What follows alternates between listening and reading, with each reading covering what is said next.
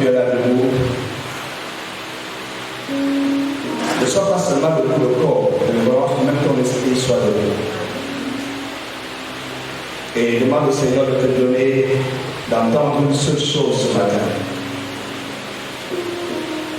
Ce dimanche semble un dimanche ordinaire.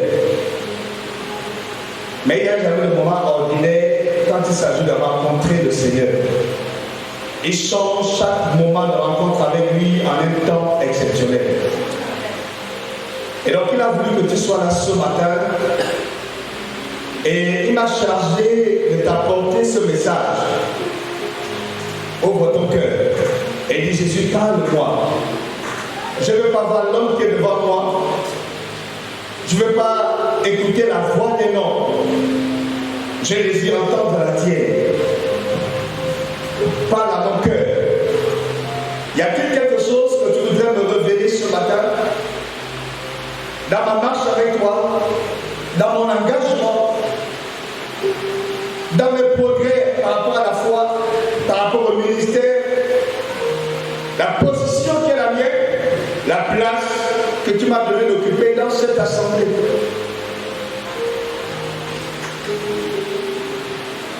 Aussi nombreux que nous sommes ce matin, le Saint-Esprit connaît chacun de nous. Et nous pouvons cacher les choses aux hommes, mais pas à lui. Alors lève encore ton cœur et dis à Jésus, je suis là. Ouvre mes yeux, ouvre mes oreilles, dispose mon cœur. Est-ce que tu peux lever ta voix pendant quelques secondes dans le nom de Jésus? Prions ensemble. Devant toi, Seigneur, chacun de nous se tient maintenant. Et tu as voulu que ce matin je sois parmi eux. Tu aimes cette église, tu la portes dans ton cœur, tu aimes chacun de tes enfants ici présents, tu les portes dans ton cœur. Et ce que tu désires pour chacun d'eux est qu'ils progressent dans la foi, qu'ils aillent de l'avant, que leur progrès en Christ soit évident. Alors toi qui sont également dans le limite de nos faiblesses, toi qui nous as été donné, qui a été mandaté pour faire de nous des témoins. Merci Saint-Esprit d'être là et de permettre ce matin que ce soit pas moi que ce peuple entend, mais que ce soit ta voix. Tu as des projets avec cette assemblée et chacune de leur vie également. Tu as voulu que chacun devienne une pierre vivante avec laquelle tu bâtis ton édifice, l'édifice de ton corps. Merci de t'élever dans cette assemblée, Jésus. Merci Saint-Esprit de glorifier Jésus ce matin. Et que tous ensemble puissions saisir ce qu'il a à nous dire maintenant. L'atmosphère dans cette salle, je te la soumets, Saint-Esprit. Chacun ici présent, je te le soumets.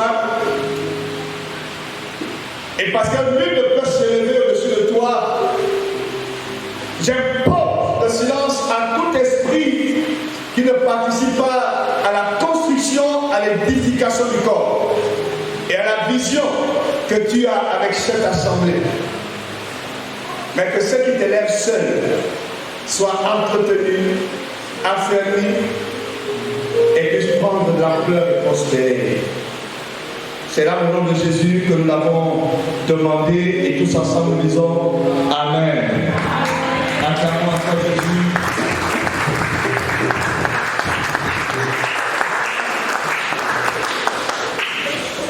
Alléluia. Alors je vous salue tous dans le bon nom de Jésus. Ne sois pas pressé de t'asseoir, tu vas t'asseoir.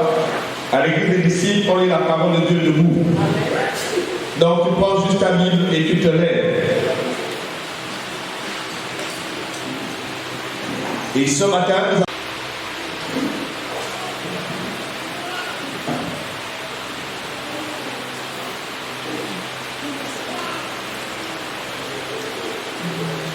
Nous allons lire le premier texte, qui est notre texte de base de cette année, Luc chapitre 5, versets 1 à 5. Luc chapitre 5, versets 1 à 5. Et la deuxième lecture, nous l'avons dans 2 Corinthiens, chapitre 5, versets 14 à 15. Donc nous avons Luc chapitre 5, versets 1 à 5. Et 2 Corinthiens 5, versets 14 et 15. Si vous êtes à la page pour la première lecture, on va lire ensemble. 1, 2, 3, lisons la parole de Dieu. Comme Jésus se trouvait auprès du lac de Génézareth et que la foule se pressait autour de lui pour entendre la parole de Dieu, il vit au bord du lac 2 barques, d'où les pêcheurs étaient descendus pour laver leurs filets. Il monta dans l'une de ces barques qui était à Simon et il le pria de s'éloigner un peu de terre. Puis il s'assit et de la barque il enseignait la foule. Lorsqu'il eut cessé de parler, il dit à Simon, avance en pleine eau et jetez vos filets pour pêcher. Simon lui répondit, mais nous avons travaillé toute la nuit sans rien prendre, mais sur ta parole, je jetterai le filet. Amen. 2 Corinthiens 5, versets 14 et 15. 2 Corinthiens 5, versets 14 et 15.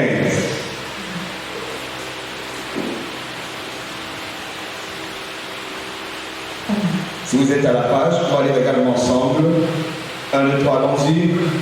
Car l'amour de Christ nous presse, parce que nous estimons que si un seul est mort pour tous, tous donc sont morts, et qu'il est mort pour tous, afin que ceux qui vivent ne vivent plus pour eux-mêmes, mais pour celui qui est mort et ressuscité pour eux. Que Dieu bénisse sa parole. Merci de vous rasseoir dans sa présence. Alléluia. Alors je voudrais, parce que c'est normal, apprécier le pasteur de l'aide, Baillé, votre berger, pasteur Claire Baillé également, son épouse, et apprécier les évangélistes, les diacres, les diaconesses, les compagnons de chacun de vous. Alléluia. Et je suis content d'être parmi vous ce matin. J'avais prévu le faire depuis la convention, mais il me fallait trouver un moment qui m'arrange. Parce qu'il faut dire que moi aussi je suis pasteur de l'église locale. Même s'il y a d'autres pasteurs là-bas, je suis le pasteur principal. Et comme dans toute église locale, les filles ne manquent pas. Donc, on peut penser qu'il y a d'autres pasteurs là-bas, il peut faire, mais le pasteur principal est celui qui a la vision. Et il n'y a que lui qui peut savoir ce dimanche, voilà ce que j'ai constaté, voilà ce qu'il y a lieu de faire. Et quand on a terminé la convention, on a enchaîné avec le marathon de prière, beaucoup étaient en vacances, on est revenu, on a lancé beaucoup de réformes. Et les réformes sont toujours en cours. Parce que Dieu travaille dans l'église ici. Alléluia. Et nous sommes en train d'amorcer un tournant très important. Un tournant que nous allons, par la grâce de Dieu, réussir. Alléluia. Nous allons relever ce défi. Et il importe de faire des choses d'une manière correcte. Et peut-être beaucoup d'entre vous ne le savez pas, le CRM en tant qu'église mère est aussi un peu comme notre laboratoire. On expérimente d'abord les choses là-bas avant de pouvoir les partager. Tant qu'on n'a pas de résultats, on ne partage pas. Mais c'est quand ça marche chez nous, on se dit ça marchera ailleurs. Et alors à la convention annuelle, nous partageons la vision pour qu'elle soit implémentée. Alléluia. Donc à la convention 2025, on a lancé plein de réformes. Il y a des choses qu'on doit remettre au centre, notamment l'évangélisation. Vous avez constaté, on en parle beaucoup. On a eu une première formation en septembre et il y a quelques jours en arrière, on a rassemblé encore des conseillers. Malheureusement, on aurait voulu que vous soyez plus nombreux, mais ce n'est pas un problème. il fallait que la pensée soit communiquée, ça a été fait. Nous allons travailler à faire en sorte qu'elle soit reçue par tout le monde, par toute l'Église. Alléluia. Et parce que c'est important. Nous avons, à la Convention 2025, également décidé de recentrer l'Église sur la prière. Pour faire en sorte que la vie de prière soit intense. Et nous sommes en train de travailler à cela. Et je crois par la grâce de Dieu que ça portera aussi bientôt. Amen. Et ces réformes ont pour but d'amener l'Église dans la dimension que le Seigneur veut qu'elle atteigne. Et c'est la raison de ma présence ici ce matin. Le Seigneur a une vision pour cette assemblée. Je suis venu vous parler, je ne suis pas venu prêcher. Donc ne vous attendez pas à ce que ce soit tout feu, tout flamme ce matin. Je vais parler à chacun de vous. Et je vais m'adresser à chacun de vous individuellement. Même s'il y a quelques visages que je ne connais pas, je vous connaîtrai bientôt. Mais je connais la majorité. À la Convention 2025, vous avez été convoqués. Et ça vous a peut-être choqué parce que les compagnons de Canaan ont peut-être été les seuls à avoir été convoqués. Et je vous avais dit, ce n'était pas pour vous jeter dans la terre. Ce n'était pas pour dire que vous êtes les pires, les méchants, les médiocres. Dieu a dit, on traite durement celui qu'on reconnaît au Fils. Et quand quelqu'un voit de l'avenir dans un fils, il ne le cajole pas, il ne l'endort pas, il ne le ménage pas. Quand quelqu'un sait que ça c'est mon héritier, après moi il va continuer, il le met dans les conditions qui lui permettent de devenir cet héritier de valeur. Pour vous donner le thème du message, parce que vous prenez les notes, je vois certains prennent les notes, je vais parler ce matin, j'ai intitulé le message, un appel à vivre pour celui qui est mort et ressuscité pour toi. Un appel à vivre pour celui qui est mort et ressuscité pour toi. Cela m'amène à parler d'un juif. Un juif qui avait beaucoup de biens. Il n'est pas dans la Bible, ce n'est pas une histoire de la Bible. Un juif qui avait beaucoup de biens. Il a travaillé, il a amassé, il avait une grande fortune. Mais cet homme n'avait pas d'enfant. Il a eu un enfant très tard, presque dans sa vieillesse, à plus de 60 ans. Et quand Dieu lui a fait la grâce d'avoir cet enfant, il s'est dit, c'est celui que Dieu m'a donné, c'est celui qui doit me remplacer, qui doit faire en sorte que ce que j'ai bâti puisse prospérer et profiter à plusieurs. Alors il faut qu'il soit un homme de valeur. Il faut qu'il soit un homme sage. Il faut qu'il soit un homme intelligent, un homme instruit. Et aimant beaucoup son fils, il a vu comment l'enfant grandissait, mais il était vraiment le chouchou de la maison, de tous les serviteurs, de tout le monde, de toute la famille. Il était le centre de l'attention. Étant parent, ayant vu les enfants grandir, je peux vous dire que même bébé, l'enfant sait déjà quelle est l'importance qu'on lui apporte. S'il a de la valeur ou s'il n'en a pas. Et quand l'enfant sait qu'il est valorisé, il va le manifester dans son comportement. Et le père a observé l'enfant, il s'est rendu compte que c'était pas bon, l'environnement n'était pas bon pour lui. Il était chouchouté, cajolé, il était l'objet, il était le centre de toute l'attention. Il s'est dit non, j'ai un héritage à léguer et j'ai besoin de quelqu'un qui soit capable de le gérer. Mais ça, c'est pour tuer mon héritier. Alors il s'est entendu avec une connaissance, en fait c'était son ami, qui habitait un peu loin, on va dire un peu comme à Chibanga. Et il lui a dit, tu vois, toi tu es un enseignant, tu es un éducateur, tu es un formateur. Je vais t'envoyer mon fils. Je veux qu'il vienne dans ton internat. Je veux que tu l'occupes et que tu le discipline, l'éduque comme tu le fais avec tous ceux qui te sont envoyés. Je vais tout payer. Mais je refuse qu'il ait un traitement de faveur parce qu'il est mon fils. Je ne veux pas qu'on le traite comme un prince. Tu dois tout faire pour qu'il soit traité comme tous les autres enfants. Et la particularité dans cette école, c'est que tous les enfants, justement, quand vous arrivez à l'entrée, on dit, vous enlevez les habits royaux et tout ce qu'on vous a donné de valeur. Vous enlevez tout, vous dépouillez. On vous donne un habit que tous les enfants portent. Et les sandales que tous les enfants portent. Et on te montre ton lit, qui est un lit sommaire. Juste le matelas, et voilà, on te donne quelques couvre-lits, et puis plus rien. La douche est commune, le repas est commun, tout est commun. Il n'y a pas de traitement de faveur. Et il a dit à son ami, quand il vient là, il ne viendra jamais en vacances. Il n'y a pas un moment où tu vas le libérer. Il reste là-bas jusqu'à la maturité. Je ne veux même pas le sentir dans mes parages un seul moment. L'ami lui a dit, sois rassuré, je m'en occuperai.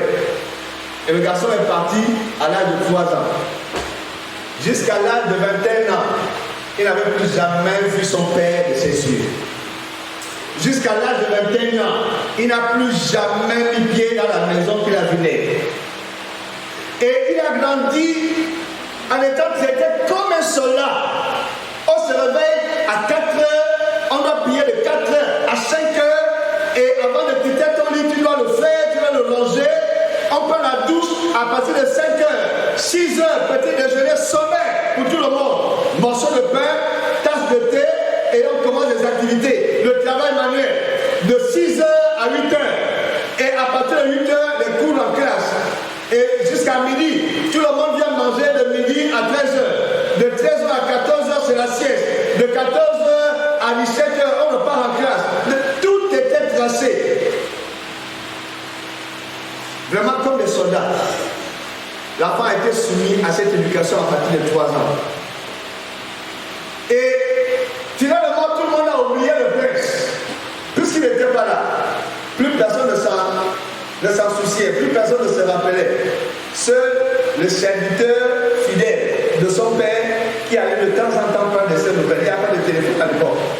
Donc c'est lui qui allait de temps en temps apporter des vivres, apporter les frais, parce qu'on payait les pianos, on payait l'école, et puis prendre de ses nouvelles.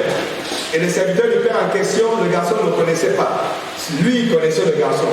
Donc il est arrivé dans la cour, et il voyait les enfants, et il voyait le prince. Et il le voyait jouer, il le voyait se comporter, et il observait, et il ramenait les informations au père. Le jour où le père a senti que sa fin était proche, il a envoyé à son ami, lui dit, je crois que tu peux le faire venir maintenant. Et l'ami a décidé lui-même de venir avec le prince. Et quand ils sont arrivés, le père a reçu l'ami, et l'ami lui a fait le compte rendu. Et lui a dit, par la grâce de Dieu, l'enfant que tu m'as envoyé a été bien formé. Je crois que tu as un héritier valeureux. Le père lui a dit, j'espère que tu ne lui as pas expliqué quel est son statut, qui je suis pour lui et tout ce qu'il va voir. Il dit non, je lui ai simplement dit, tu m'accompagnes rendre visite à quelqu'un. Puisqu'il est parti à 3 ans, il ne se rappelait plus de rien, ni de la maison, ni de quoi que ce soit. Tout le souvenir est oublié. Même son père, sa mère, il ne connaissait plus. Donc il est arrivé là comme un inconnu dans la possession qui lui appartenait. Et c'est comme ça que le monsieur qui l'a éduqué lui a dit, tu vas rester travailler ici pendant quelques jours. On va te donner des tâches, tu vas t'en occuper. Et là, on avait été donné à tous les employés que personne ne lui rappelle et ne lui dise qu'il est le prince, qu'il est l'héritier de tout ça. On lui a dit, tu vas être employé ici. On lui a montré sa chambre, la chambre parmi les employés. Tout était fait pour qu'il n'ait pas le sentiment que tout ça c'est pour lui. Parce que le père voulait voir qui était-il devenu. Et pendant les quelques jours qui ont suivi, les quelques semaines, les quelques mois, le père regardait. Avec les serviteurs qui étaient fidèles, il regardait comment il agit. On le testait avec de l'argent, en lui confiant des tâches. Va faire ceci, des sommes d'argent importantes, va faire telle ou telle chose. Et il était réglé, il était rangé, il était honnête, il était correct, il était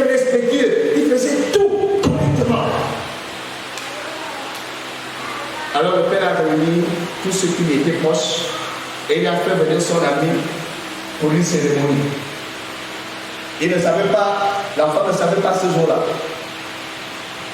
que c'est lui qu'on allait présenter officiellement comme étant l'héritier. Et on allait lui remettre le testament. Le père a décidé de faire tout avant sa mort. Et c'est ainsi qu'au cours de la cérémonie, on est allé le chercher. Et il est entré dans la salle, pensant qu'on avait une commission. Et le père s'est levé, et avec des larmes aux yeux, il lui a parlé. Il lui a dit, il lui a demandé, est-ce que tu me connais? Le fils a dit non. Je suis ton père. Et il lui a raconté l'histoire.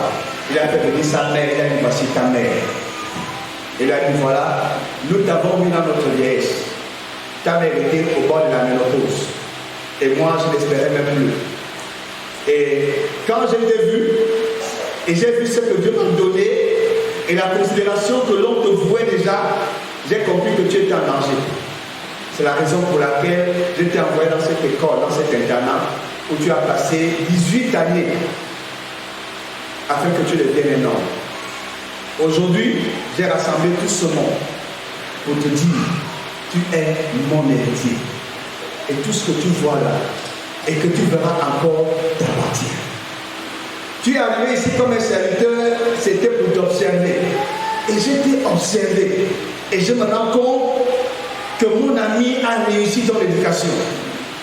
Tu es travailleur, tu es honnête, tu es sérieux, tu es discipliné. Vraiment, je suis fier de l'homme que tu es devenu. Et ce jour-là, le fils a su qu'il était le maître de tout. Et alors on a demandé à l'homme, est-ce que tu ne regrettes pas ces 18 années qu'il a passé loin de toi? Il a dit si. Il m'est arrivé plusieurs fois de vouloir le serrer dans mes bras. Je me réveillais matin avec envie de le voir. Mais j'ai dû serrer mon cœur parce que j'avais un objectif à terre. Et je ne voulais pas échouer. Et je me suis promis, et j'ai promis à mon Dieu que je n'échouerai pas. Aujourd'hui, je peux maintenant le serrer dans mes bras. Et en le serrant dans mes bras, je ne regrette plus toutes les années passées. Parce que je sais qu'il est devenu un homme de valeur. Alléluia. Pourquoi je te raconte cette histoire? Vois-tu, nous venons de lire un texte. Et dans 2 Corinthiens 5, 14 et 15 que nous avons lu, la Bible dit, car l'amour de Christ nous presse. Car l'amour de Christ nous presse. Tout a commencé par l'amour de Christ. Tout ce que nous faisons là a commencé parce que Christ nous a aimés. Romains 5, 8, il t'a aimé, il m'a aimé alors que nous étions encore des pécheurs. Nous n'étions pas qualifiés, nous n'avons rien fait, mais il nous a aimés. Il t'a aimé, il m'a aimé. Et cet amour a été tel qu'il est allé à la croix, il s'est donné en sacrifice. Il ne voulait pas que tu te perds, il ne voulait pas que tu sois sauvé de façon. Il voulait que le salut qu'il t'offrait soit un salut parfait. Et j'étais en accord avec la pensée de son père. Jean 3,16, car Dieu a tellement aimé les hommes que nous sommes, qu'il a donné son Fils unique, afin que quiconque croit ne périsse plus, mais qu'il ait la vie éternelle. Donc le Fils a été donné par le Père pour nous sauver. Mais dans l'évangile de Jean, Jésus dit, c'est vrai que l'homme a été donné par le Père, mais le Père lui a aussi dit, tu n'es pas obligé de mourir pour ces gens. La décision te revient. Si tu veux, meurs pour eux. Si tu ne veux pas, ne meurs pas. Il a dit, personne ne m'enlève la vie qui m'a été donnée, qui est la mienne. Je la donne de mon gré. L'ordre que j'ai reçu de mon Père, c'est que si je veux, je donne. Si je ne veux pas, je ne donne pas. Donc c'est lui-même qui a décidé de se soumettre au Père, d'obéir au Père, d'être ce Fils valeureux pour le Père, en nous aimant, en t'aimant et en donnant sa vie. Et le don de sa vie,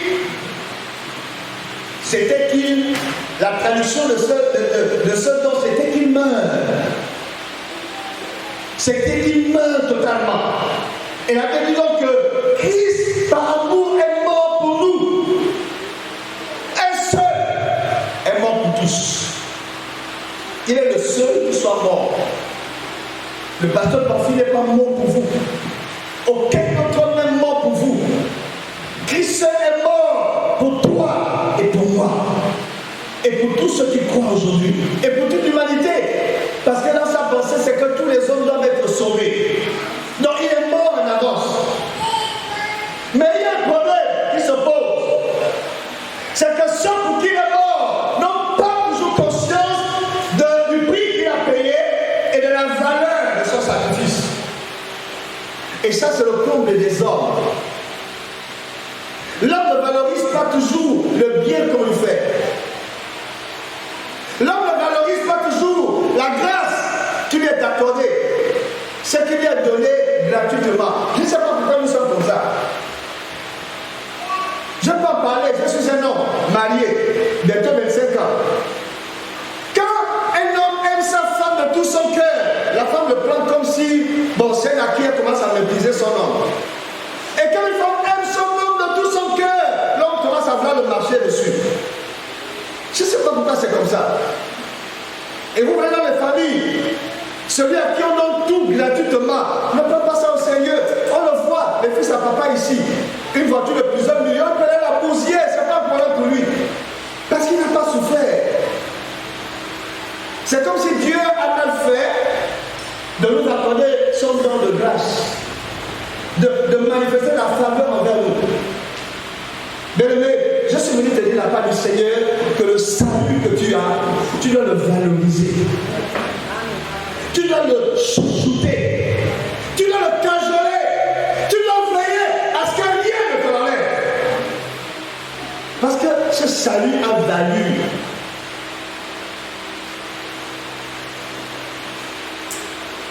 Une vie, et pas n'importe laquelle. Ce salut a nécessité un sacrifice et pas des moindres. Je ne crois pas qu'il y ait quelqu'un dans cette assemblée ce matin, parce que je connais presque tous les visages qui puissent dire je n'ai pas encore confessé Jésus. Tu es là ce matin, on va t'aider à le faire. Mais je ne crois pas. Tu es là, fais-moi sur la main. Tu n'as pas encore reçu Jésus, tu n'as pas encore confessé, il n'y a pas encore le Seigneur de ta vie. Personne. Ça veut dire que nous l'avons tous confessé.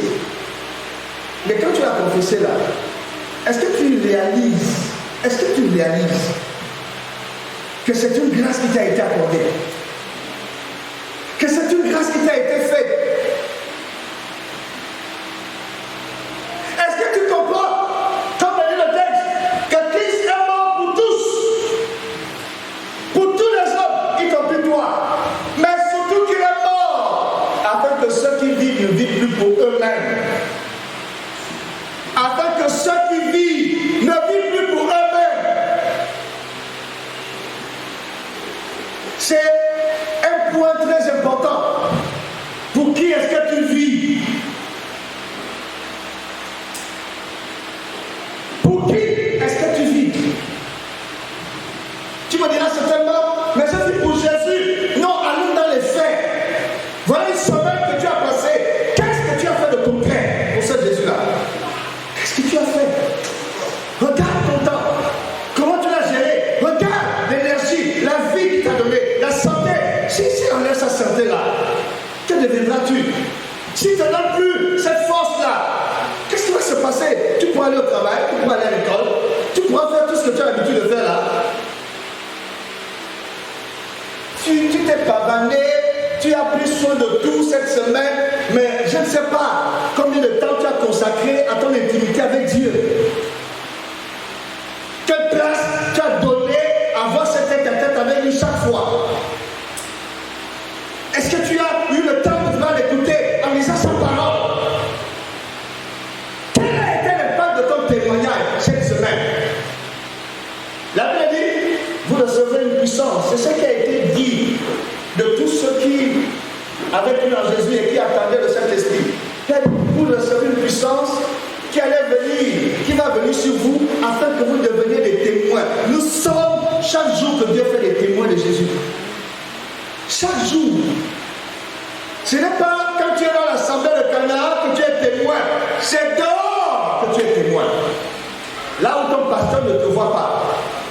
là où aucun frère, aucune soeur ne te voit, à la maison chez toi, au quartier chez toi, nous avons un gros problème et nous avons un défi à relever.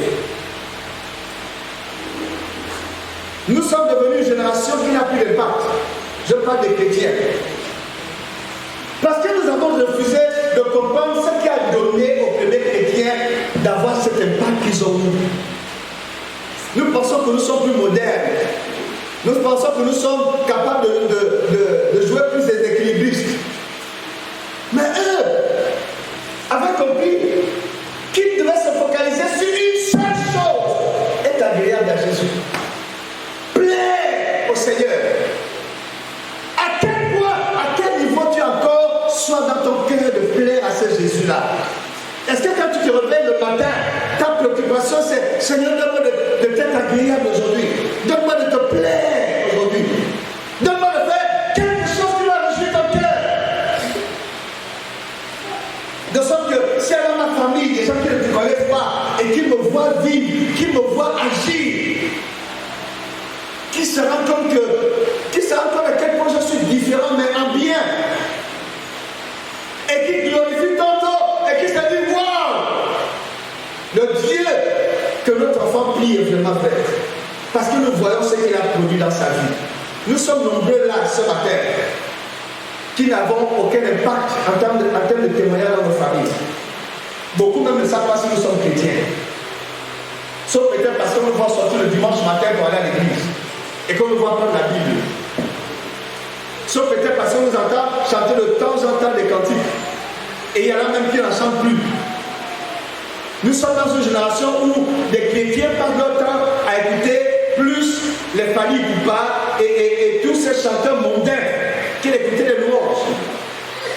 Nous sommes dans un temps où on a tout le temps pour suivre les novellas et toutes sortes de choses, mais avoir de l'espace pour écouter une prédication, pour écouter le message de dimanche, pour lire un texte de la Bible, aller sur YouTube, chercher quelque chose qui peut m'édifier, qui peut me permettre d'être cet instrument que Dieu veut que je sois. Ce n'est plus la préoccupation. Nous sommes dans une génération où nous disons à Jésus, sans le confesser de notre bouche, nous voulons vivre pour nous-mêmes, plus pour toi. Et beaucoup vivent aujourd'hui pour eux-mêmes, pas pour Jésus qui les a sauvés. Et ça, c'est un problème. Et vous savez, le premier problème que ça pose, c'est un problème d'impact. Problème d'impact. Pourquoi notre christianisme n'a plus d'impact? Pourquoi notre témoignage n'a plus d'impact?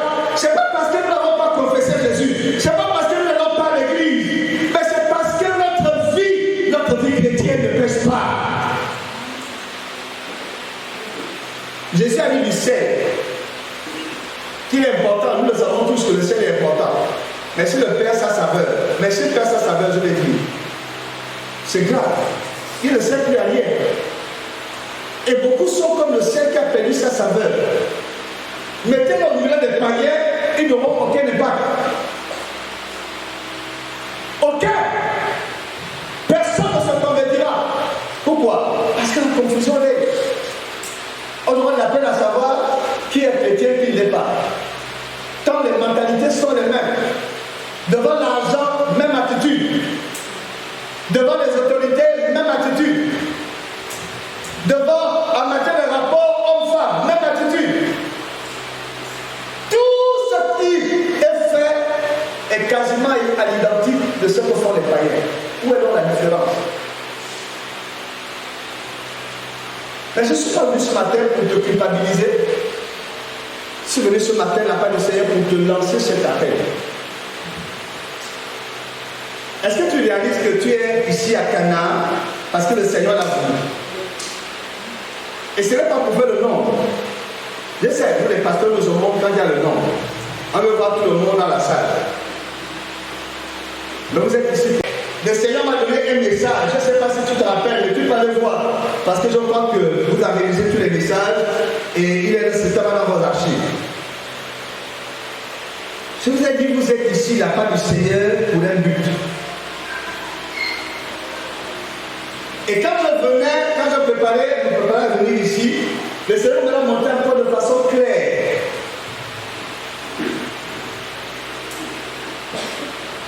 lorsque vous êtes venu vous implanter ici, ce que beaucoup ne savaient pas, c'est que c'était vraiment la vision de Dieu.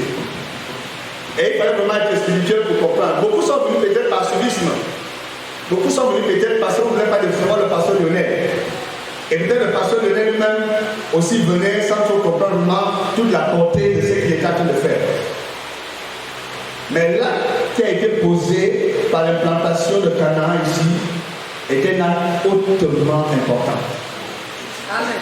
Cette église est stratégique. Je vais vous ouvrir les yeux. En 1998, je suis arrivé au Cameroun pour ma formation théologique. Et notre église du Cameroun était en train de construire un nouveau centre. En fait, là où on était en location. Et les missionnaires ont eu la vision de construire un nouveau centre. Alors quand il fallait chercher les terrains, les gens cherchaient les terrains qui sont au centre-ville, soit achetés, soit... et le missionnaire principal leur a dit non. Cherchez dans la périphérie de la ville. Suis-moi bien. Et ils sont allés trouver le terrain dans une zone reculée. À l'époque, c'était à peu près à 5 km de la ville. 6 km à peu près, 6 ou 7 km du centre-ville. Mais vraiment une zone reculée. Il n'y avait pas encore d'habitation là-bas. Ils ont acheté le terrain. Quand ils ont acheté le terrain, la majorité des membres de l'époque se sont levés pour dire, mais qu'est-ce que vous faites comme ça, pasteur? Nous sommes en plein centre-ville ici, et vous avez l'église en forêt, en brousse. Et le missionnaire leur a dit, vous savez, dans 10 ans, dans 20 ans, là où nous avons acheté là, ce sera la ville. C'est pourquoi j'ai choisi d'aller acheter là-bas. Nous, on a déjà traversé ça en Corée. Vous êtes en train de vivre ça maintenant. On va acheter là-bas. Là-bas, on a plus de possibilités de gagner des gens, d'avoir de l'impact. On aura non seulement de l'espace pour bâtir, mais on pourrait également évangéliser et gagner plus de personnes. En ville, tout le monde est presque déjà chrétien. Et les gens chantent d'assemblée, ils vont d'une église à une autre. Mais là-bas, ceux qui vont venir vont nous trouver. Ils vont quitter leurs églises. Et ils vont venir chez nous. Pourquoi? Parce que quand quelqu'un va se rendre compte que s'il a acheté le terrain, il a construit là, il doit quitter là chaque matin pour aller peut-être à 10 km pour se situer dans la seule église, alors qu'il y a une bonne église là à côté. Il va faire le choix tout de suite et se dire, je vais prier là. Les gens ne croyaient toujours pas. Votre pasteur connaît ce dont je parle. Et ce que les gens visitaient notre centre au Cameroun. Aujourd'hui, l'endroit est en pleine vue. Il y a même un grand carrefour qu'on a baptisé Carrefour Mec. Dans le nom de l'église, mission de l'église évangélique camerounaise, Mec, Carrefour Mec. Et l'église est pleine. De qui? Pas des gens qui viennent de loin. Des gens qui sont dans le voisinage. Et quand on a le témoignage, comment tu as fait pour arriver ici? Non, j'ai prié dans telle église avant, mais quand nous sommes venus construire ici, j'ai trouvé qu'il y avait une bonne église, alors j'ai préféré me joindre à cette assemblée. Et presque tout le monde, c'est la même chose. Ils sont là, qui font encore le trajet de plusieurs kilomètres pour venir là. Presque tous sont dans le voisinage. Et c'est ce qui va se passer ici. Amen. Je vous dis, c'est ce qui va se passer ici. La preuve, c'est que si vous regardez bien, les terrains vont commencer à se faire là. Et le prix du mètre carré va commencer à augmenter. Le terrain qu'on va aller à 500 000 bientôt va passer à 3 millions.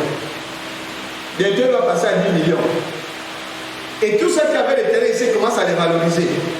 Les gens commencent à construire. Et vous le savez, parce que vous voyez les travaux, d'avoir le contournement, la grande voie là, elle va passer non loin d'ici. Et cette voie va être goudronnée. Le courant est déjà venu, l'eau aussi arrive. Donc le développement vient, les gens vont s'installer. Pourquoi je vous raconte ça? C'est parce que ça fait partie de la mission, de la raison pour laquelle vous êtes là. Pour gagner tout ce monde. Ces gens-là entendront la louange des matins. Ils vous entendront des activités ici. Ils vont se dire, pourquoi ne sortir aller loin en ville? Alors qu'il y a une bonne église à côté, allons-y prier là-bas. Ne soyez pas surpris dans 5 ans deux cultes. Amen. Mais c'est maintenant que ça se prépare. C'est maintenant, c'est pas dans les illusions, c'est pas dans les rêves.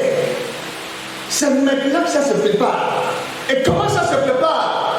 En commençant chacun par être sérieux dans sa foi et dans son engagement. Amen. Les chrétiens yo-yo là, légers, ne produisent rien, ne font rien. Et le diable les aime parce qu'il ne représente aucun danger pour lui et pour son royaume.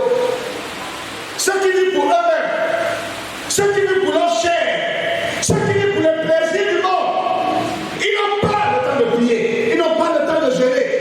Quand on dit jeûne et prière, ils ne sont jamais là. Quand on dit réunion de prière, ils ne sont jamais là. Quand on dit veille de prière, ils ne sont jamais là. Seulement évangéliser, ils ne sont jamais là. Mais ils sont dans tout ce qui est léger. On va danser, ils sont là. On va manger, ils sont là. On va faire l'ambiance, ils sont là. Le diable prononce ce genre de chrétien dans ce temps de la fin parce qu'il sait qu'il ne représente aucun danger, aucun. Et je vous assure, ce genre de chrétien sans impact ne peut pas permettre que la vision de Dieu s'accomplisse. Ne peut pas permettre que la vision de Dieu se réalise. Quand Jésus, dans Matthieu, je crois, chapitre 18, a regardé Pierre, et lui a dit, tu es Pierre, et c'est sur cette pierre que je bâtirai mon église. Et les portes du séjour des morts ne prévaudront point. Jésus ne parlait pas à Pierre des débuts. Jésus parlait à Pierre, à ce que Pierre va devenir, ce qu'il voyait en Pierre. Il savait que Pierre allait grandir. Il savait que Pierre allait devenir un instrument puissant. Il savait que par Pierre, les grandes choses vont se faire. Mais je ne sais pas, quand Jésus te voit, tu crois qu'il voit quoi? Quand Jésus te voit ce matin, tu crois qu'il voit quoi? Il voit quelqu'un sur qui il peut compter pour que chacun aille de l'avant. Il voit quelqu'un sur qui chacun peut se reposer. Il voit quelqu'un de sérieux. Il voit quelqu'un d'engagé. Qu'est-ce qu'il voit? Qu'est-ce qu'il voit? Il n'y a pas de mal à vivre en étant en accord avec sa génération. Il n'y a pas de mal. Il n'y a pas de mal à bien s'habiller. Il n'y a pas de mal à être... Non, il n'y a pas de mal. Mais il faut veiller à ce que ta vie ne soit pas l'expression d'un reniement de la foi. Il y en a qui ont renié la foi, mais qui ont l'apparence de la foi. Et c'est ça le mal de l'église aujourd'hui. C'est ça le mal. Donc, Dieu va envoyer les gens. Je voulais vous dire, Dieu va envoyer les gens au milieu de vous. Des gens qui vont vous observer, des gens qui vont vous regarder, des gens, vous aurez l'impression, non, c'est une autre personne qui vient et qui parle. Pourquoi ces personnes viendraient-elles et partiraient-elles? Des gens ne viennent pas quand ils ne trouvent pas ceux qui sont venus chercher. Et qu'est-ce qu'on vient d'abord chercher à l'église? Avant tout, c'est Jésus qu'on vient chercher. La Bible dit qu'un jour, Jésus était quelque part. Et les Grecs sont arrivés, sont partis depuis la Grèce. Ils sont arrivés et se sont rapprochés des apôtres et leur ont dit, nous voulons voir Jésus. Nous voulons voir Jésus. Quand les gens viennent à cette assemblée, oui, les sacrifices que vous faites sont vraiment appréciables. Et la vision du pasteur qui est d'embellir la salle jusqu'à la climatiser, vraiment c'est waouh. Et je crois que par la grâce de Dieu, ça va se faire. Mais cette salle pourra être aussi belle que vous le voulez. Climatisée, avec tout le confort possible. Si vous, qui êtes membre de cette assemblée, vous êtes sans impact, ça ne vous ne retiendrez personne. Vous ne garderez personne. Il y a un mouvement qui a été lancé à partir des États-Unis et qui a gagné l'Europe. Et certaines églises d'Afrique l'ont remplacé. La devise de ce mouvement, c'est faire être comme des païens pour gagner les païens. Faire comme les mondains pour attirer les mondains. Toutes les églises qui ont les projecteurs, les jeux de lumière, non, toutes ne sont pas dedans. Mais à la base, c'était ça. Donc, on décore la salle comme une boîte de nuit, avec des jeux de lumière, hein, c'est sombre, la musique est filtrée, tout est vraiment waouh, comme en boîte de nuit. Et comme ça, quand on invite les mondains, ils viennent voir le décor, ils sont intéressés, ils vont rester. Et beaucoup de mondains sont venus, mais le problème qui s'est posé, c'est que ceux qui avaient eu la pensée de le faire n'étaient pas eux-mêmes enracinés dans la foi. Donc l'église est devenue vraiment une église mondaine. On invoque Jésus sans que Jésus ne se manifeste. On parle de lui alors qu'il ne s'agit même plus vraiment de lui. Et donc si vous suivez vraiment ce qui se passe là-bas, vous avez des églises là-bas aujourd'hui qui sont purement païennes. Il n'y a que le nom de Jésus qu'on cite de temps en temps. Quand les chantres viennent devant, leur accoutrement c'est païen. Leur apparence païenne. Leur vie dehors, païen. Ils boivent, ils fument, ils font tout ce que font les chrétiens, les païens. Et rien n'est différent. Rien, absolument rien. Et ces églises n'ont pas été capables de transformer les gens, de changer les vies. Elles sont devenues comme des boîtes de nuit, des lieux de distraction. C'est ce qu'il nous faut refuser. C'est le défi qu'il nous faut relever dans ces temps de la fin. Cana, vous avez un potentiel, je ne vous ai jamais flatté et je le dirai toujours, je ne vous flatterai jamais. Vous étiez encore au pécaniel, je vous ai dit, même si ce matin, je ne sais pas trop, je n'ai pas senti ça.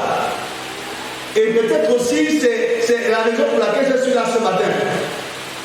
Vous avez quelque chose que Dieu vous a donné dans la louange. Mais vous ne l'entretenez pas. Vous ne le valorisez pas. Et vous ne produisez pas d'impact avec cela. Dans l'église des disciples, le septième c'est l'église mère. Mais en matière de talent, vous en regorgez. Vous en avez des individualités, des gens capables de faire. Il y a des gens ici, ils étaient encore tout jeunes. Quand quelqu'un prenait le micro, tu sentais ton esprit vibrer. Parce qu'on était encore pur, on était encore simple. On parlait encore du vrai Jésus. Qu'est-ce qui s'est passé? Est-ce que vous réalisez ça? Est-ce que vous êtes conscient de ça? Jésus a dit, je reviens bientôt, garde ta couronne, sinon je te l'enlèverai. Vous voulez qu'on vous enlève la couronne? Parce que vous faites le choix de vivre pour vous-même. Parce que vous faites le choix de vivre selon le monde. Reprenez votre couronne. Allez, reprenez votre couronne.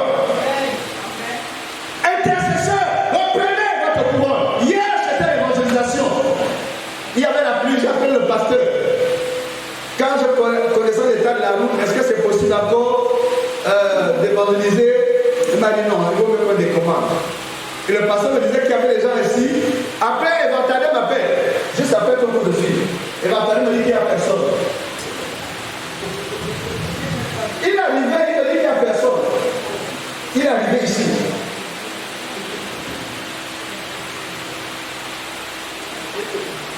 Parmi vous, il y en a qui sont à l'évangélisation, qui sont dans le forum. Il a écrit le message après, dans le forum de l'évangélisation. Est-ce qu'on a changé de date? Je suis à Cana. Il a écrit après. Il était déjà parti d'ici. J'étais à Cana, je n'ai trouvé personne. Il a laissé le message. Vous ne saviez pas qu'il y avait une évangélisation. Je ne suis pas venu vous blâmer. Je ne suis pas venu vous humilier. Un père ne me dit pas. Mais je suis venu vous parler. Reprenez votre couronne. Reprenez votre place. Reprenez la décision de vivre pour Jésus. Vous êtes appelés à l'impact. C'est à cela que Christ vous a appelé. Établi pour l'impact.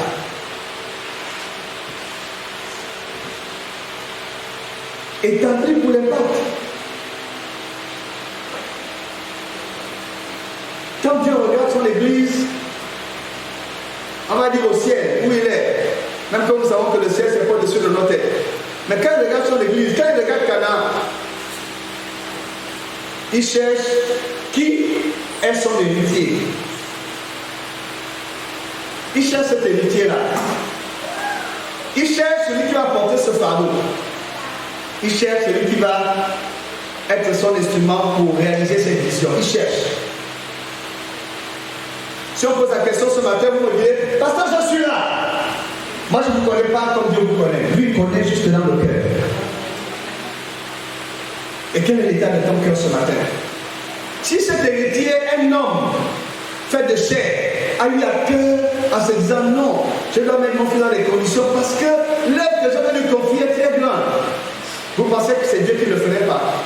Il y a des bénédictions que vous êtes en train d'annuler pour vos vies et pour ce ministère parce que vous refusez de payer le prix. Chaque fois que nous refusons de nous consacrer, nous créons du retard et pour nous et pour l'œuvre de Dieu. Chaque fois que nous refusons de vivre comme Dieu le veut, nous créons le retard. Je suis sûr que si chacun de vous décidait, quand vous partiez même déjà du Pékin neuf, de payer le prix, vous ne serez plus à ce niveau. C'est sûr.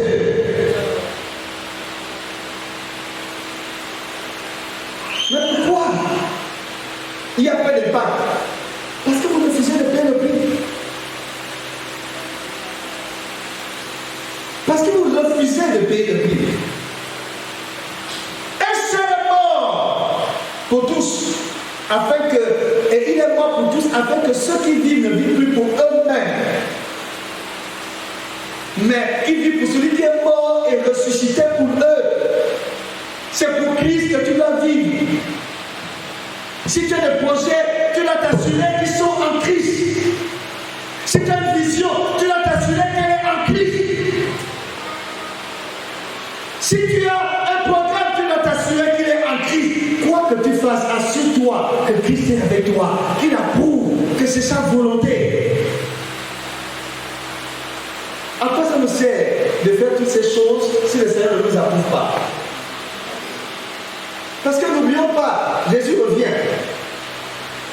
Et il a dit, il a la rétribution avec lui quand il revient. Il viendra pour rendre à chacun selon ses œuvres. Pourquoi nous oublions cette parole? Il viendra pour rendre à chacun selon ses œuvres. Mais qu'est-ce que tu fais pour Christ dans cette saison? Parce que, je ne sais pas, c'est le pasteur qui connaît. Mais le temps viendra, c'est tellement dans un moment pareil, je pourrais demander au trésorier, sonne le cahier de Bible, je vais voir qui donne la Bible. Et puis je commence à citer les noms là. Oui, ça vient, on va le faire. On a donné des engagements. Qui honore son engagement? Sortez la liste de présence. On va voir, compagnon d'œuvre, qui est régulier et qui ne l'est pas. J'ai béni le Seigneur parce que je sais l'engagement qui a été celui de plusieurs d'entre vous quand vous venez ici. La route est peut-être dégradée aujourd'hui, mais ça n'a rien à voir avec ce qui était avant. Et j'ai encore ces images-là, je les ai conservées, quelques photos, où on voit certains d'entre vous un dimanche matin partager dans la rue. Il y a une petite vidéo que j'ai conservée également, où quelqu'un est en train de dire, ça c'est la marche de Canaan. Ils ont repoussé les pantalons. Ils ont dit pas les chaussures en main. Nous sommes en train d'aller. Là c'est la marche de Canaan. Il dit c'est la traversée de Canaan. J'ai regardé la vidéo là. Que ce ne soit pas simplement des choses de quelque temps, d'un simple moment. Soyez constants. Ça ne sert à rien d'avoir été fidèle hier et de devenir fidèle maintenant. Celui qui sera récompensé, c'est celui qui sera constant. Il a été fidèle hier, aujourd'hui il l'est. Jusqu'au retour de Jésus, il est toujours fidèle. Dans tout ce qui est valeureux, il y a un prix à payer. Mais paye le prix. On entend les gens dire, oui, on demande de servir le Seigneur, alors qu'on a nos vies à vivre. C'est l'évangile de ces temps de la fin. C'était quand je prêche comme ça, on va dire, voilà, ce sont eux-là, les pasteurs-là, qui veulent que les gens soient à l'église matin, midi et soir, de lundi à dimanche. C'est comme si on n'a plus de vie, on n'a plus rien à faire. Non, cherchons l'argent, on va chercher notre argent, on va vivre notre vie, etc., etc.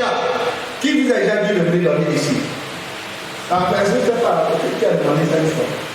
Que les gens veulent habiter ici, qu'on n'arrive pas à l'école, qu'on ne travaille plus, qu'on ne pense plus à rien, on vient seulement habiter ici. On a déjà demandé à quelqu'un de faire ça ici. Dis la vérité, on a déjà demandé à quelqu'un de faire ça ici. On vous demandera jamais ça à l'église ici. Si tu dois aller à l'école, va à l'école. On t'encouragera toujours à faire l'école pour préparer ton avenir. Mais ce qu'on enseigne ici, c'est savoir faire la part des choses.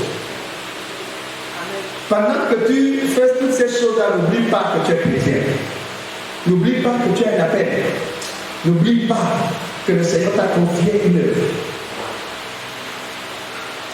Et c'est comme nous autres, comme Jésus l'a dit, à César, ce qui est à César. À Christ, ce qui est à Christ. Organise ton temps. Gère le bien.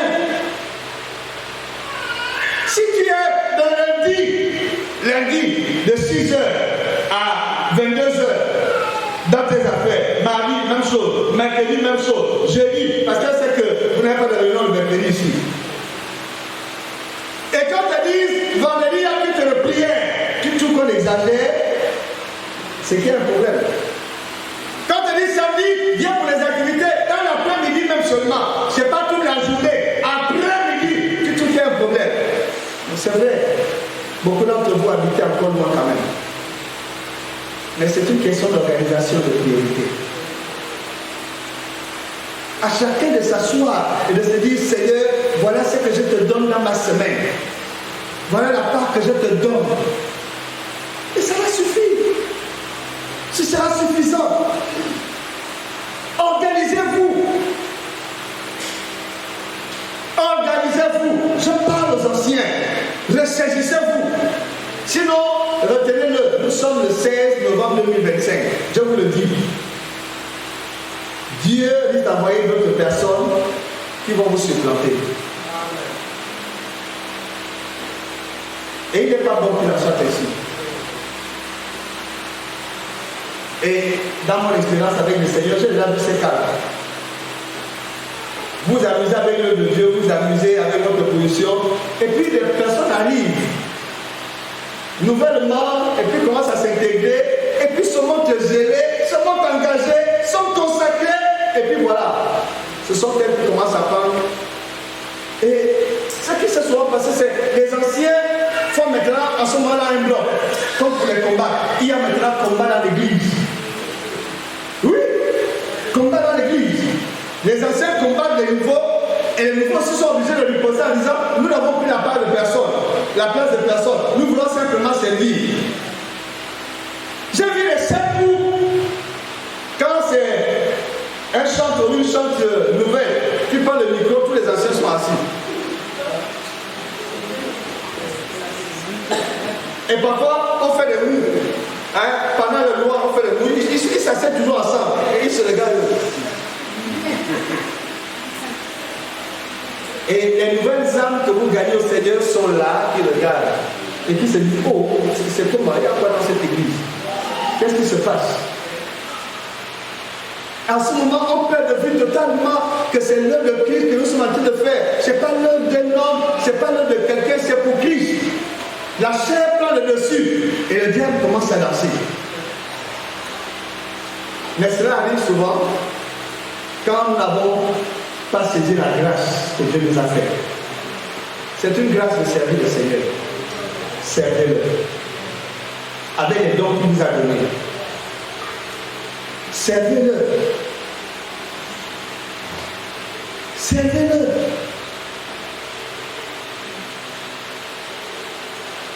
Évangélique a dirigé la louange ce matin. Il y a 2 conventions annuelles en arrière. Il a donné une prestation qui est restée mémorable en une soirée. Il a soulevé toute la salle. Moi-même, je voulais percer le plafond.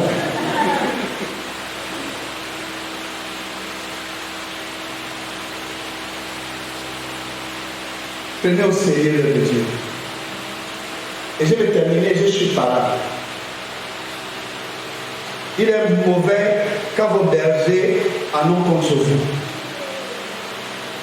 Ce que vous devez éviter, c'est de faire en sorte que vos bergers se mettent à murmurer chaque fois. Qu'ils soient tristes chaque fois. Parce qu'ils donnent des orientations, vous ne suivez pas. Parce qu'ils donnent des consignes, vous ne les appliquez pas. Vous êtes leur aide. Vous êtes leur soutien. Vous êtes pour eux ce que Aaron et Our étaient pour Moïse.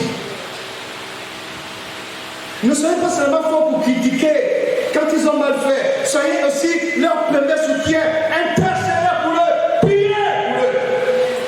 Soutenez-les. Portez le fardeau avec eux. Parce qu'il ne s'agit pas de lever un homme. À la fin de sa mission, il ne partira pas prématuré. À la fin de sa mission, le pasteur lui-même partira. Il ne va pas mener ça dans la tombe. Non.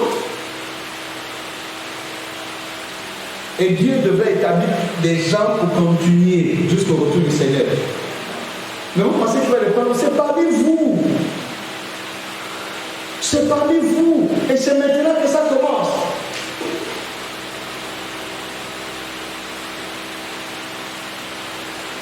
Travaillez à ceux qui ne pleurent pas, qui ne gémissent pas, qui n'aient pas mal au cœur à cause de votre attitude. Quand vous lisez les épîtres, Paul parle des gens qui lui ont fait mal parmi les compagnons d'eux. Ils lui ont causé beaucoup de tort, beaucoup de douleur. C'est pas bon témoignage. Ne permettez pas qu'on le dise de vous. C'est pourquoi vous ne devez être ni déloyal, ni rebelle, ni paresseux. Soyez leur soutien. Soyez leur soutien. Et soyez le soutien des instruments, je vais dire, de cette œuvre que Dieu vous a confiée. Il vous a donné de faire. Soyez les soutiens. Alléluia. Un appel à vivre pour celui qui est mort et ressuscité pour vous. À une autre circonstance, j'aurais développé ça autrement. Mais je vous ai dit, je ne suis pas venu prêcher sur le vous parler. Je n'ai pas prêché, j'ai parlé. Et je n'ai pas tout dit. Parce que le temps nous manquerait de tout dire. On n'a même pas besoin de tout dire. Je crois que le peu que j'ai dit est tombé dans les arrêts des gens qui comprennent. Et je voudrais entendre du pasteur Lionel dans quelques semaines, dans quelques mois. Oui, à Canaan, ça va. Les compagnons d'eux se battent, ils font de leurs efforts, ils font le ministère, oui, ça va. Notre joie, c'est ça. Notre vraie récompense, c'est ça. C'est pas tant que vous nous apportez des millions. Déjà, personne parmi vous ne peut apporter 1 million à votre pasteur maintenant là. Qui lui a donné 1 million? Même 100 000, je ne sais pas. Ils sont combien? Tu as donné à une occasion, pasteur. Vraiment, le Seigneur m'a fait grâce. Prenez les 100 000 là. Nous sommes encore au niveau où tout le monde nous regarde en cas de besoin. Quand quelqu'un a besoin, parce que vous pouvez m'aider, on ne refuse pas, c'est normal. Donc c'est pour vous dire que nous ne recherchons pas d'abord vos biens matériels d'asseoir. Ce que le pasteur a dit ce matin, ah Seigneur, aide-moi. Personne ne connaît mieux ta vie ici que toi-même. Va t'asseoir, fais le bilan. Vraiment, depuis que 2025 a commencé, voilà, j'ai failli ici, j'ai failli là, j'ai failli là. Seigneur, aide-moi, je m'aimerais que dans tel domaine ça change. Ici, ça peut changer, ça peut s'améliorer, je peux faire. Là où il n'y a pas de vision, on ne peut pas progresser. C'est là où tu t'assois, tu établis une vision, que tu peux toi-même faire le bilan et savoir que j'ai progressé. Que Dieu te donne de progresser en cette fin d'année. Que la vie de prière qui était devenue lourde se réactive au nom de Jésus. Que le Saint-Esprit retrouve toute sa place dans ton cœur. Qu'une nouvelle soif de le servir, de te consacrer à lui, brille dans ton cœur au nom de Jésus. Alléluia. Quel nouveau zèle laisse en toi. Que tout lien qui te retenait soit cassé au nom de Jésus. Que Dieu t'utilise dans une nouvelle dimension à partir de maintenant. Par l'autorité du nom de Jésus et à ma qualité de serviteur de Jésus-Christ et de son Église, je te bénis, toi qui as reçu cette parole. Et parce que tu l'as reçu avec obéissance, elle produit des résultats en toi. Et le Seigneur sera glorifié par tes résultats. Alléluia. Que Dieu vous bénisse. Acclamons le Seigneur.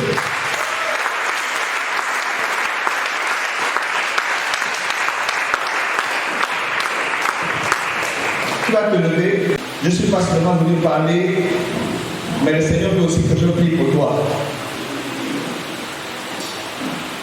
Et je vais te demander dans un premier temps d'élever la voix. Je crois que tu as besoin de demander pardon au Seigneur. Là où tu es debout, tu connais ton état réel. Ce n'est pas par rapport à moi, ce n'est pas par rapport à quelqu'un, par rapport à toi-même, par rapport au Seigneur. Demande pardon. Élève ta voix, parle au Seigneur. Tu n'es pas obligé de prier, mais parle de lui.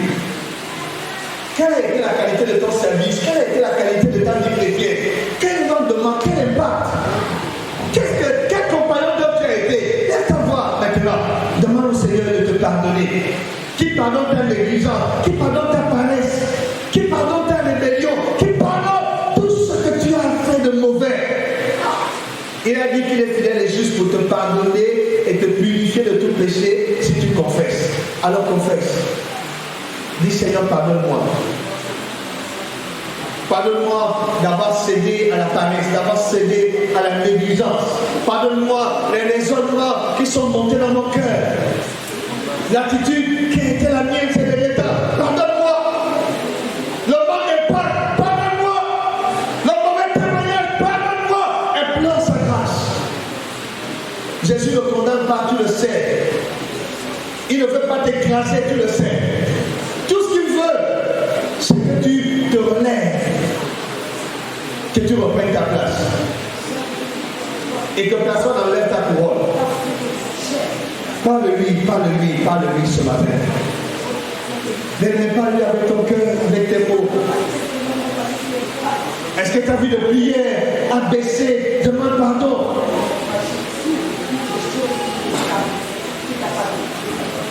Tu n'as pas été fidèle dans un aspect, dans un domaine, implore son pardon. Demande au Seigneur de te pardonner. Il est fidèle et juste pour le faire. Et il te pardonnera, il te purifiera. Alors que tu es en train de prier, il te pardonne déjà. Alors que tu es en train de prier, sans son, et les gens qui te parlaient pour réclamer ton pardon.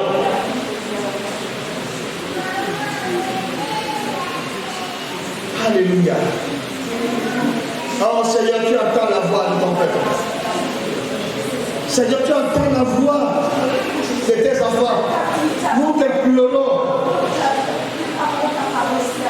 Pardonne Seigneur. Pardonne oh Dieu. Dans le nom de Jésus, nous avons prié. La deuxième prière que tu vas élever ce matin, mets-toi bien debout, lève tes mains. Dis Saint-Esprit, je ne suis rien sans toi. Tu connais mes limites, tu connais mes faiblesses. Mais la Bible me dit que tu as été envoyé afin de faire de moi un témoin. Remplis-moi ce matin. Fais cette prière avec ton cœur. Ce n'est pas parce qu'il n'y a pas de bruit, de sensation. On n'a pas souvent besoin de ça. Parle-lui, sincèrement. Il est là, il est présent. Il n'est pas toujours dans les émotions. Il est là où on l'invoque en esprit, en vérité. Il est là. Lève ta voix, parle-lui. Dis-lui, j'ai besoin que tu me relèves. J'ai besoin que tu fasses moi un témoin. J'ai besoin de me reprendre. J'ai besoin d'atteindre le niveau où je vis. Non plus pour moi, mais pour celui qui est mort et ressuscité. Pour Jésus, mon Seigneur. Je veux à nouveau être amoureux de lui. Fais cette prière de tout ton cœur. Fais cette prière de tout ton cœur. Fais-la ce matin.